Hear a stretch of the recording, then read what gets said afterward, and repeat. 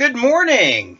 I went ahead and decided to do the video for today now. I was going to wait until later on today because at 11 o'clock I'm finally going to get my second COVID haircut. I haven't had a haircut in a couple of months, as you could tell. But I decided to go ahead and let's send this all to you now one more time with my wavy gray. And hopefully by 11:15, 11:20, most of this is going to be on the floor of the salon that I'm going to today. So let's go ahead and continue. A couple of news items, nothing really except for the fact that, again, a lot of the numbers have come out, especially after Monday night. Monday night was a very key bellwether when it comes to the television ratings and the NFL, especially because the 7 o'clock game was between the Giants and the Steelers, two of the richest, most recognized franchise, of course, the New York Giants being in the #1 television market in New York. And the ratings were down 20% from last year.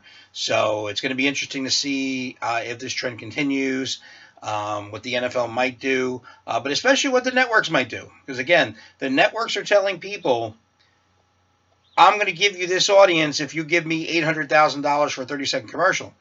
And if they promise 22, 23 million and only get 16 million, well, that other advertiser is going to say, why am I paying so much? Okay, it's going to be interesting to see how that all follows through. But to begin talking today, all right, the basic foundation of our country is based on that right there. That's the First Amendment, okay, and especially the freedom of speech and of the press. All right, now that's an important thing because when you go back all the way to, gotta get the. Oh, here we go. There's my mouse. All the way to pretty much the beginning of time, okay? We've always wanted news, information.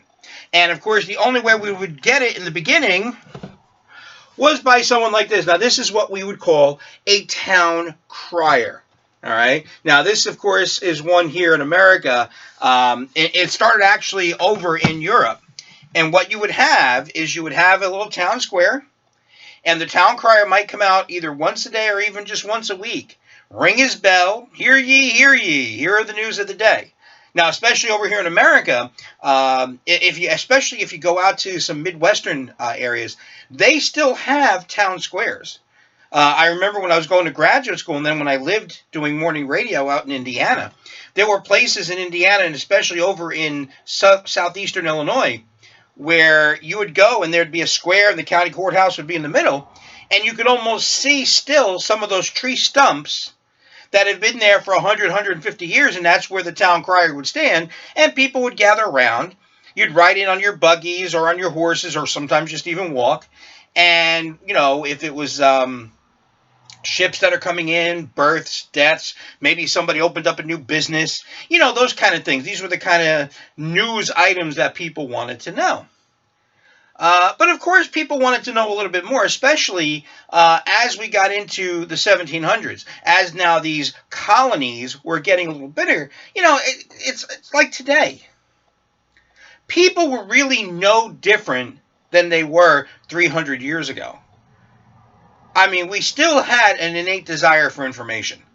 That's just a human aspect of all of us, is that we have a desire for information. We just didn't have technology back then. Okay, and I'm always, just on a side note, I'm always laughing at older people who say, oh, what are you doing with all those video games? When I was a kid, we went outside all day. Let me tell you something. If I had Facebook when I was 17 years old, I would have sent a friend request to every cheerleader in Bergen County, all right? So when I hear those things, and it's the same thing back 300 years ago. If they could have had the internet, they would have spent their time looking up and down the internet for news and information, just like all of us do. All right. So newspapers were starting to get started, and one would pop up here and there. Wouldn't really print much. Of course, again, we're the beginning of the colonies. This one guy, 1704, John Campbell, starts a thing called the Boston Newsletter. And he only printed about 3 or 4 copies that year, mainly because he was just looking to sell a piece of land over in this place across the bay, across the sound, called the Long Island. And then after he sold that land in 1704, stopped publishing his newspaper. So there wasn't really a regular newspaper. That wasn't until 1729. That's when this young, enterprising young man from Philadelphia starts publishing something called the Pennsylvania Gazette. And of course, that young Pennsylvania kid from Philadelphia, a young man named Benjamin Franklin. Unbelievable. One of the greatest founding fathers, the things that he did. And it published for decades. As a matter of fact, what I just showed you, remember, he started publishing in 1729. This is an edition from 1754. So as you can see, he published for several decades until he had to do something else, like, actually found our country. So he was a little busy. But things started to change a little bit. Is, of course, a lot of what we fought the revolution for was for our freedoms. And in 1791, after we won the revolution, Constitution, we then write the first 10 amendments. And the First Amendment is what includes freedom of speech, freedom of the press. Now, after reading his biography, written by the great historian David McCullough several years ago, my favorite book became David McCullough's book on John Adams, our second president. Now, up until this point, I had known something about our second president, but I didn't know he had done as much as he did. And I absolutely fell in love with John Adams. And this, of course, is our second president right here. There he is. That's John Adams. John Adams helped write the Declaration of Independence with his good friend and enemy and friend. Talk about a frenemy. I know some of you use that word frenemy. His good friend and enemy, Thomas Jefferson. They helped write the Declaration of Independence. He actually did a lot of other things, getting money for us during the Revolution so we could fund our country. And then, of course, after the Revolution, he became the governor of Massachusetts. Before then, becoming our first vice president. He was our first vice president for 8 years and then was elected president. So the First Amendment had only been around for 7 years. And John Adams makes his one big mistake. Now, to give you an idea of what that mistake was, I want you to go ahead and watch it. This is a scene from the HBO series, the miniseries John Adams, award-winning, with Paul Giamatti playing John Adams and Laura Linney playing his wife Abigail. Some, of course, will recognize Laura Linney from that outstanding Netflix series Ozark. Okay? But go ahead and watch this and see what happens. The reign of Mr. Adams has hitherto been one continued tempest of malignant passions. As president, he has never opened his lips without threatening or scolding. He is a repulsive pedant, a gross hypocrite, one of the most egregious fools upon the continent, a hideous, hermaphroditical character, which has neither the force and firmness of a man nor the gentleness and sensibility of a woman. It is beneath the President of the United States to take any notice of insinuations. In any other country, such filth would have been silenced long ago. Mr. Hamilton takes equal pains to ensure that the Federalist Papers are filled with scurrilous attacks on Thomas Jefferson and his party. Think of all the vile falsehoods written about you, continue to be written about you. You may have patiently borne all the slanders, but I have not. Before it is too late to retrieve our deranged affairs, the people must demand the immediate resignation of old, querulous, bald, blind, crippled, toothless Adams. I'm not crippled. I know. So what you see in that scene, which is amazing, is, John Adams is listening to his wife, who he loved dearly. Would not say such a thing about Washington. They would not call George Washington hermaphroditical. Which is true. They would never call George Washington anything bad back then. Until he got towards the end of his 8 years, they actually, some newspapers started to say a little bit of bad things about, believe it or not, George Washington. Well, what happened was is Adams would hear his wife and how hurtful it was for her to read these newspapers saying all these bad things about the president. So he makes his biggest and only real mistake. And in 1798, he passes through Congress the Alien and Sedition laws. Basically, what this did was that if you were to say or print anything that was negative about the government, you would be subjected to these laws where your paper could be shut down or arrested. 7 years after the First Amendment, and John Adams put this through. Ugh. Well, this pretty much sunk his presidency. He went up for re-election, and he got destroyed. As a matter of fact, even though back then it was just the representatives, House of Representatives, and the Senate who did the voting, he was voted out in the first one, and then there were two other guys, Thomas Jefferson and Aaron Burr, who kept coming up tied and tied. So here's John Adams sitting for days, already knowing he's not going to be the president for another 4 years, waiting to hear what the results were going to be with these other two. And of course, later it would be Jefferson, and then Aaron Burr would become his vice president. But yeah, it was a really, really tough thing because John Adams had done such a stellar job. And he would, of course, birth his oldest son would become president also, John Quincy Adams. But this was a time from 1790 to 1830 that we call the political press era. And that's because only political parties could afford to put out newspapers are very expensive. All that paper, all the ink and everything else, it would be very expensive. But as we now go into the 1800s, there's a lot of people. As soon as that revolution was won, okay, our country was open. We were already opened up to people from all over the world. But now we're really starting to open up, and people are just flooding in from all over, okay? And, of course, as they get here, how are they going to find out where they can get information? How are they going to find out where they can get furniture or clothes or food? Where do I go? What do I do? How do I find out where I can get an apartment or a house? Okay? Can't get it from a newspaper is too expensive. You had papers that were actually costing like 15, 20, even up to $1 a day for a newspaper because, again, it was run by the political parties and nobody could afford them. Well, that all changed in 1833, where this newspaper guy here, this guy is Benjamin Day. And what Benjamin Day does is he comes up with an idea. See, he was an old newspaper guy. But we've got to get it to the masses. So what he does is he goes to, say, a furniture store, or he goes to a clothing store, or he goes to a general store, a general food store in Lower Manhattan. And he says, listen, I can do this newspaper thing, but I can't afford it. So here's what we do.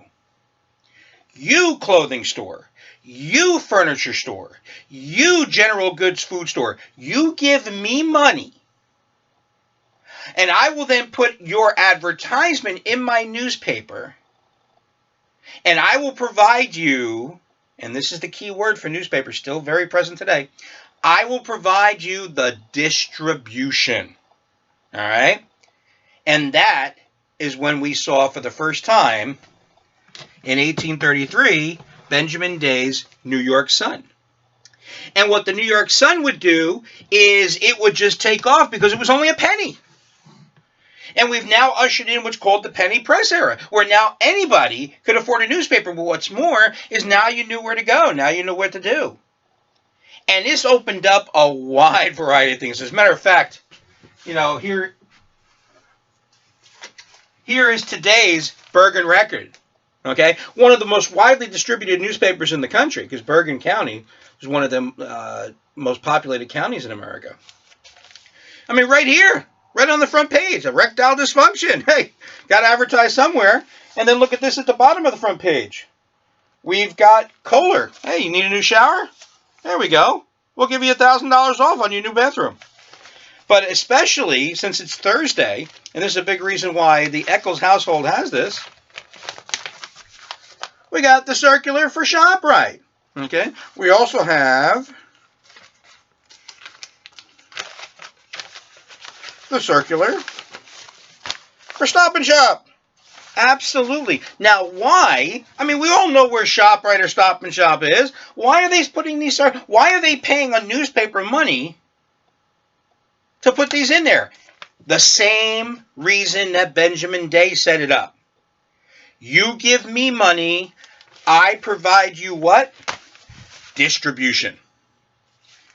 Benjamin Day's model is still in effect today in a lot of aspects of mass media. Think about it. You now have to pay over $5 million for a 30-second TV commercial during the Super Bowl, which averages about 102, 105 million viewers when the game is on. Why does it cost $5 million for a 30-second commercial? Because whether it's Fox, CBS, ABC, who's ever carrying the game, they tell the advertiser, you give me $5 million, and I'm going to provide distribution of your product for 30 seconds to over 100 million people. All right. So Benjamin Day's model is really what takes off with newspapers. I mean, it wasn't long before in 1841 you had the New York Herald, and then of course 1851 the New York Times. All right. And newspapers, again, as technology was increasing, and when I say technology, I'm talking going from Pony Express to telegraph wire. The immediacy of the information was so important, especially when we got to the Civil War. Okay? This is from July 6th, 3 days after the battle was over, and New Yorkers are now getting all this information about the Battle of Gettysburg. All right, the turning point in the war. Now, the thing is that you may say 3 days later, but you know what? Back then, getting it 3 days after the battle was over was a lot. That meant a lot. That was almost immediate, and it was very important to people. Now, to highlight one of the greatest moments, and probably one of the saddest moments in U.S. history, comes the Great Newspaper War. After the Civil War, America just starts to explode. And of course, starting in 1890 up until 1920 was when immigration was its absolute biggest. I mean, people were pouring through Ellis Island. If anybody's ever seen like The Godfather Part 2, the beginning of that movie is a great scene of people in 1901 just flooding through Ellis Island to come to America from all over the world. Whether it was from the Caribbean or Africa to Eastern Europe, Western Europe, Asia, I mean, just all coming through Ellis Island to get to America. And of course, New York is absolutely exploding. And the newspaper wars were big. You could make a lot of money with a newspaper. Well, one guy in particular who was already making a lot of money with newspapers was out in San Francisco. And that was this guy. His name is William Randolph Hearst. And Hearst decided in 1887 he wanted to get in on this, so he buys the New York Journal. Well, not to be outdone was one of his chief rivals, because remember, by the 1880s, you are now a media conglomerate. You own newspapers, and newspapers are it. There is no radio yet. There is no television or anything like that. So that's how you got your news, and they're just exploding. Everybody, every day, is buying newspapers. And again, this is part of the penny press era.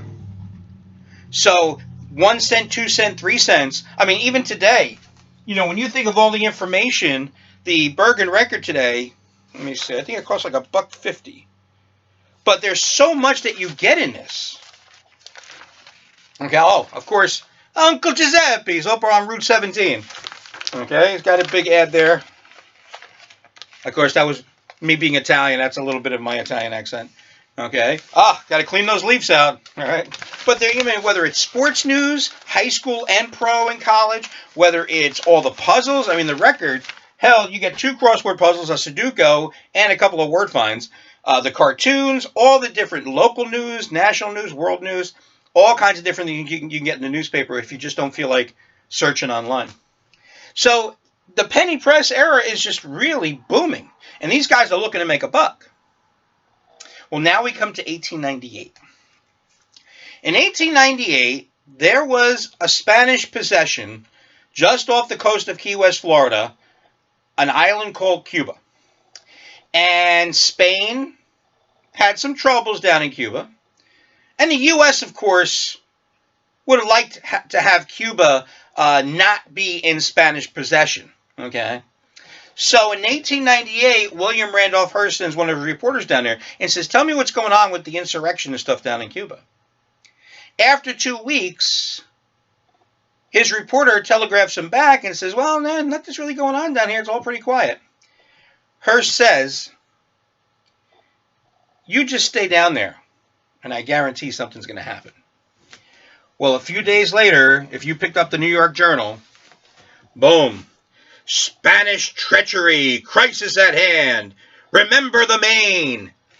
And what happened was, in Havana Harbor in Cuba, a U.S. naval ship, the USS Maine, blew up in the middle of the night and killed almost 300 sailors. Well, this made, of course, fantastic headlines. And, of course, the next New York Journal headline also, destruction of the ship was the work of an enemy. $50,000 reward for information about who sunk the Maine. Assistant Secretary of the Navy Theodore Roosevelt looking for an inquiry and all this other stuff. It was just making every day hundreds of thousands of New Yorkers and New Jerseyans, Connecticutans going after the newspaper. Well, of course, Mr. Pulitzer was not going to be outdone. I mean, look at that picture. Look at that drawing on the front of the paper. So this is going on every day. Pulitzer with the World, Hearst with the Journal, sensationalism after sensationalist headlines. Finally, President William McKinley declares war on Spain.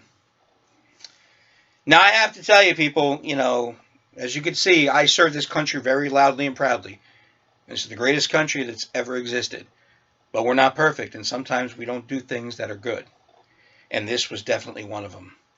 Because we went to war on a premise that, well, we think something happened to the USS Maine. And we're not really sure. As a matter of fact, a big study was done 100 years later that said basically what happened was a boiler just blew up on the Maine, and that's how it happened. Not that there was any kind of treachery or anything like that.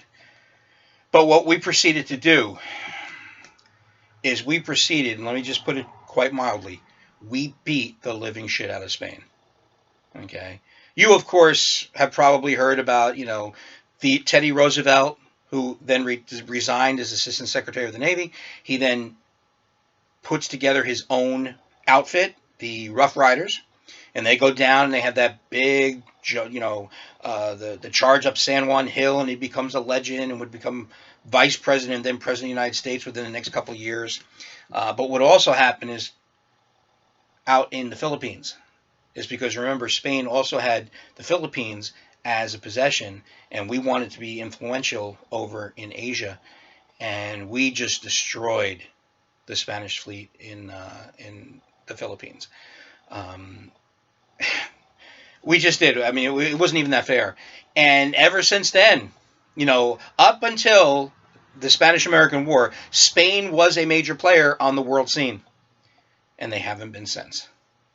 And it probably wasn't a war that was justified without a real thorough investigation into exactly what happened to the Maine. But with all these newspaper headlines, the public pressure, we need to go to war, we need to go to war, we need to go after Spain, boom, it happened.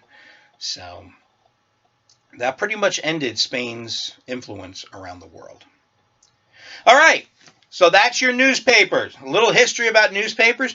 Of course, today, I mean, there are some online editions. A lot of you don't really read newspapers, but if you do, about the one online newspaper that seems to do very well, and it does so both in America and internationally, that's the Wall Street Journal, and that's because it's got very important financial news. There are some of you right now listening who probably do subscribe to because you're a future stockbroker. So you'll definitely subscribe to the Wall Street Journal. But that's basically about it. Otherwise, newspapers are pretty much falling to the wayside. Even their online editions are not doing well, except with the Wall Street Journal.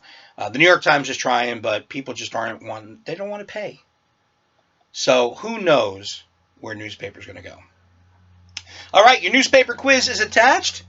You have until Sunday night, September 20th, 8 p.m. to get in your newspaper quiz, all right? And we'll see you on Monday morning with a new haircut.